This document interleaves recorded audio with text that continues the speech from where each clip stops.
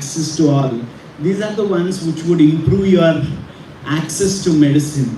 And that's the reason why the future in India is very, very strong. And moreover, in the world scenario, I'm not talking just only the India, in the world scenario, you find out of 7.5 billion population, you find a large number of senior citizens would be the ones who would be consuming it. As we all have understood that mortality has been reduced and morbidity has gone up, longevity of people would be high, so they will be consuming the medicines for a longer period of time. Then the e-pharmacies. It's not, I mean, we all have experienced e-pharmacies. It's not something new that we, but what is one beauty that you need to understand with e-pharmacies is that, like say for example, you have put a prescription medicine and you do not have a prescription. Like say for example, Tata 1mg or any of these things, you go and the first prescription you have already bought, and the second prescription you do not have that prescription but you had still put. You will immediately get a call from a doctor who is attached to the e-pharmacy. They will give you free of cost consultation and give you medicine.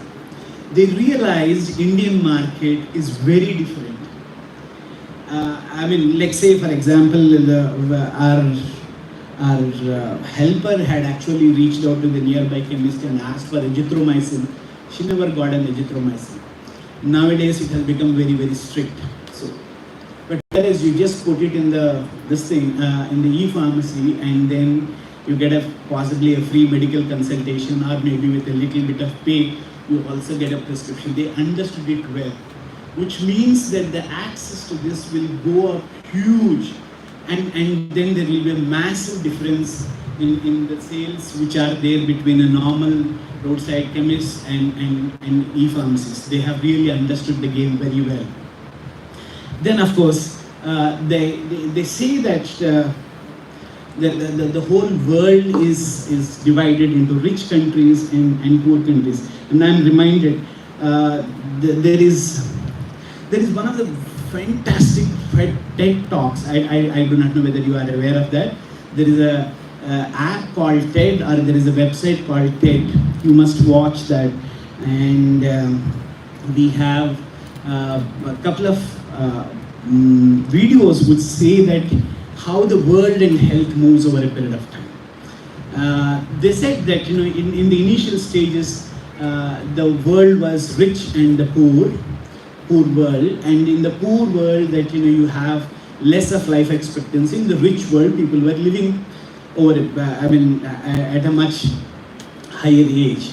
But as the world progressed over a period of time, you find that the difference between life expectancy in a rich world and a poor world is getting minimized over a period of time, which only says that once again proves that the mortality has reduced and morbidity has increased, says that the world is now a place where there is a chance for intervention of health, be it vaccines or be it medicines, to increase the quality of life.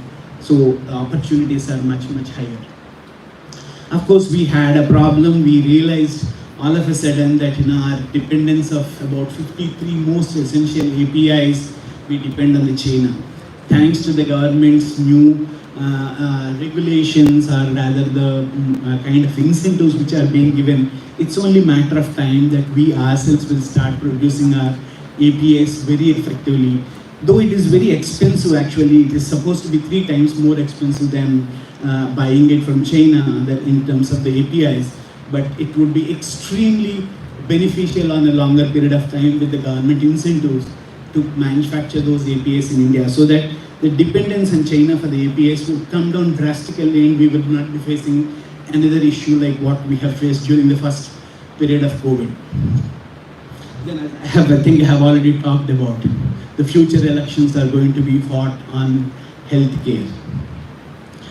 There is once again a positive change of people, more and more people talking about wellness, illness to wellness. A lot of people buying their own medicines. That's a simplest example is, you must have read in the newspapers how many people have bought Zincobit during this.